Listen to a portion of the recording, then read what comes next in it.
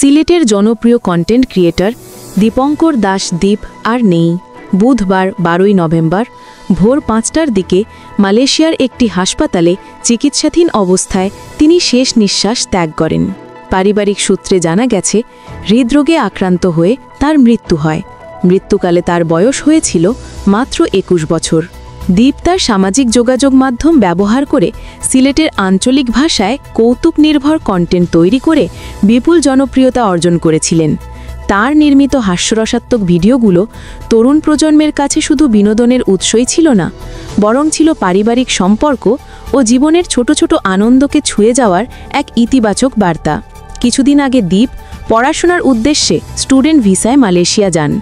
সেখানে কুয়ালালামপুরে অবস্থানকালীন মঙ্গলবার 11 নভেম্বর দিবাগত রাতে হঠাৎ বুকে ব্যথা অনুভব করলে তাকে স্থানীয় একটি হাসপাতালে ভর্তি করা হয়। চিকিৎসাধীন অবস্থায় বুধবার ভোরে তিনি মারা যান। দীপের বাড়ি সিলেটের গোপালটিলায়, তবে তাদের মূল বাড়ি হবিগঞ্জের বাহুবলের পুটিজুড়ি গ্রামে। তার বাবা দিব্যজ্যোতি দাস। দুই ভাইয়ের মধ্যে দীপ ছিলেন বড়। দীপের কাকাতো ভাই রাহুল দাস সামাজিক যোগাযোগ মাধ্যমে তার মৃত্যুর খবরটি নিশ্চিত করে লিখেছেন, আমার কাকাতো ছোট ভাই দীপঙ্কর দাস দীপ গতকাল দিবাগত রাত 5টার সময় মালয়েশিয়া হাসপাতালে চিকিৎসাধীন অবস্থায় পরলোক গমন করেছেন। ঈশ্বরের কাছে প্রার্থনা করি পরপারে সে যেন স্বর্গবাসী হয়।